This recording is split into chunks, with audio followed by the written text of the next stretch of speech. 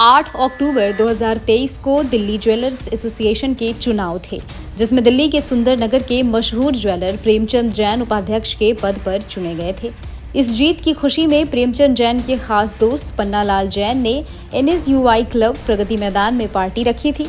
इस पार्टी में Delhi jewellers association के तमाम पदाधिकारी, कई नामी ज्वेलर्स, NDAMC के उपाध्यक्ष सतीश उपाध्याय, कांग्रेस के पूर्व सांसद और वरिष्ठ नेता JP अग्रवाल, कांग्रेस नेता मुदित अग्रवाल और नई दिल्ली के DCP प्रणय तायल मौजूद रहे। इन सभी लोगों ने प्रेमचंद जैन को ज्वेलरी एसोसिएशन का उपाध्यक्ष बनने पर बधाई दी। इस दौरान सहारा समय संवाददाता श्वेता गुप्ता ने दिल्ली ज्वेलर्स एसोसिएशन के उपाध्यक्ष प्रेमचंद जैन से खास बातचीत की। आइए सुनते हैं उन्होंने क्या कुछ कहा। किस तरह से एसोसिएशन को आगे लेकर जाएंगे? सबसे पहले तो मेरा पूरा बहुत ज़्यादा वो रहेगा कि इस एसोसिएशन जो कि 87 इयर्स ओल्ड पुरानी है और उसके अंदर दिल्ली के ज्वेलर्स करीबन 314 हैं और जो पुराने ज्वेलर्स हैं, पुराना ख़ानदानी फैमिली बिजनेस, वही इस एसोसिएशन में है।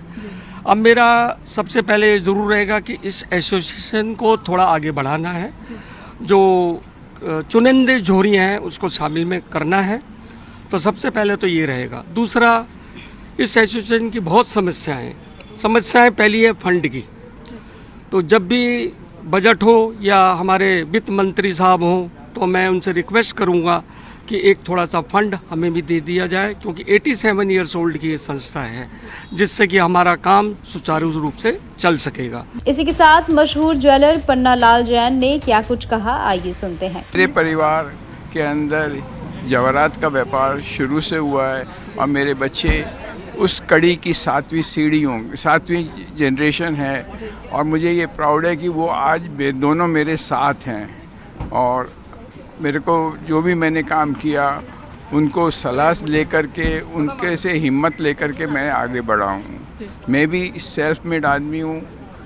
जो भी गया था, जो भी नाम, ख्याति, बिजनेस, प्रतिष्ठा प्राप्त करी है, वो अपनी मेहनत से करी है और मेरे संग में मेरी धर्मपत्नी रजनी का भी बहुत सहयोग रहा है। वो हर समय मेरे साथ रही हैं और मेरे लिए ये एक बहुत गौरव की बात है। वो आज भी मेरे को हर काम के अंदर सपोर्ट करती हैं, चाहे उनको न्यूयॉर्क का स्टाफ संभालना हो, चाहे बॉम्बे का स्टाफ संभालना हो।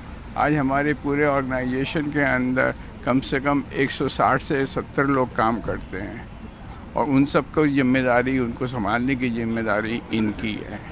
आप बाहर रहते हैं, लोगों को जो है डायमंड पर भरोसा नहीं है। हालांकि प्रेमचंद जैन जी ने बहुत अच्छे से एक्सप्लेन किया कि लोग भरोसा करें, अब तो सर्टिफाइड आता है। आप क्या कहेंगे? मैं ये तो नहीं कहूँगा कि डायमंड पे भरोसा नहीं है। ये एक मार्केटिंग का एक स्ट्रेटेजी है कि आप किसी चीज़ को ख़राब करोगे तो दूसरी चीज़ आगे बढ़ेगी। बाकी डायमंड पे आज भी भरोसा है, क्योंकि रीसेल वैल्यू डायमंड की ही है, ना कि मैन मेड कार्बन की। कार्बन कई तरह से बन सकता है, ये कोई नया आविष्कार नहीं है, लेकिन अभी स्ट्रेटेजी चेंज होती रही है बाज़ार के अंदर और जिस वजह से ये तकलीफ़ या ये डिफ़िकल्ट टाइम इंडस्ट्री को देखना पड़ा है। लेकिन कंज्यूमर का विश्वास आज भी हीरे पे ही है और वो उसके लिए पैसा भी खर्चता है। हमको आज भी ये बात करने में अच्छा ही लगता है कि no, we are the diamond dealers. जो पहले एक इमेज थी हीरे के व्यापारियों की, वो दूर हो चुकी है और आज की तारीख में और भी जैसे जैसे काम बढ़ेगा, we will do our best to make this industry proud of the business they are doing. Thank you. वहीं पर NDAMC के उपाध्यक्ष सतीश उपाध्याय ने भी अपनी राय रखी।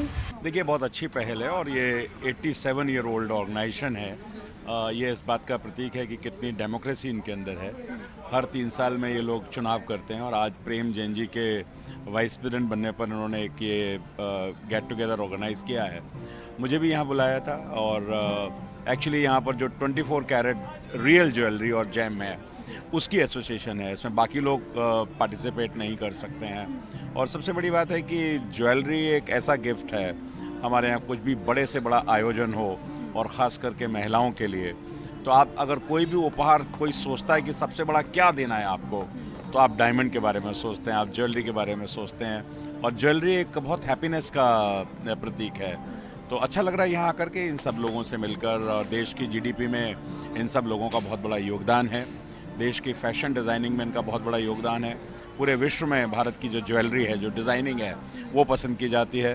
तो मेरी तरफ से मैं इन सबको हार्दिक शुभकामनाएं देना चाहता हूँ। दिवाली का अवसर है और ये अवसर तो और ज़्यादा ऑप्ट हो जाता है कि ज्वेलरी के लोग मिलें, और देश की जो तरक्की है उसमें इनका योगदान भी बहुत बड़ा है। जयपुर के ज्वेलर्स अरुण जैन ने इस मौके पर क्या कहा, आइए सुनते हैं। प्रेम जी के बारे में यही कहेंगे कि हम सब एक ही साथ के लोग हैं और सब अपने आप में खड़े हुए हैं स्टेट के अंदर, और मतलब सब अपनी मेहनत पे रहे हैं और इसीलिए इस मुकाम पे पड़े हैं। और ट्रेड के लिए तो यही कहना चाहूँगा कि इससे सुंदर कोई ट्रेड दुनिया में दूसरा है ही नहीं, जो सुंदर लोगों को सजाता है। और कभी भी ये ट्रेड के ऊपर बड़ी परेशानियाँ आती हैं, जैसे अब आजकल CVD की आने लगी है, पर कभी भी इससे कोई फ़र्क नहीं पड़ता, क्योंकि जो जेन्युइन होता है और असली होता है वो असली ही रहता है। जैसे इससे पहले जो प्रॉब्लम्स आई थी वो मोती पे आई थी सबसे पहले, चाइनीज़ मोती, जैपनीज़ मोती, ये सब बहुत आया था। पर आज भी जो रियल पर्ल बसरा जिसको बोलते हैं वो अपनी जगह बनाए हुए रखा हुआ है।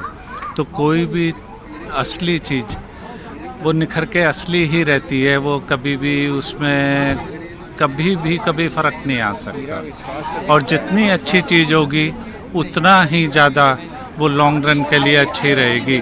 ये बात इंसान से लेके और हर चीज़ पे कायम रहती है। डायमंड्स पे आप कह रहे हैं लोग भरोसा करें, लेकिन बीइंग ए जर्नलिस्ट मैंने देखा है कि लोग ट्रस्ट नहीं करते, सोने पे ज़्यादा करते हैं। नहीं, जो अफोर्ड नहीं कर सकते वो ट्रस्ट नहीं कर सकते। जो अफोर्ड करते हैं वो आज भी डायमंड पे ही ट्रस्ट करेंगे, और डायमंड के कोई रिप्लेसमेंट नहीं है। चाहे कितना ही ये कार्बनाइज्ड आ जाए, ये सिर्फ मार्केटिंग हो रही है। और देख लीजिए ना कि आज साल भर के अंदर ही कितना अप्स एंड डाउन्स आ गई उसके अंदर। तो रियल डायमंड को कोई फ़र्क पड़ने वाला नहीं है। ये तो एक बहाव चलता है जो थोड़ा सा चला और चला जाएगा। आपको बता दें कि सन 1937 में दिल्ली ज्वेलर्स एसोसिएशन की स्थापना हुई थी। तब से यह एसोसिएशन दिल्ली के ज्वेलर्स के विकास के लिए बड़ी शिद्दत से काम कर रही है। यह एसोसिएशन उन तमाम मुद्दों को उठाती रहती है जो ज्वेलर्स के हितों से जुड़ी होती है। देश और दुनिया की तमाम खबरों के साथ बने रहने के लिए देखते रहिए सहारा समय डिजिटल।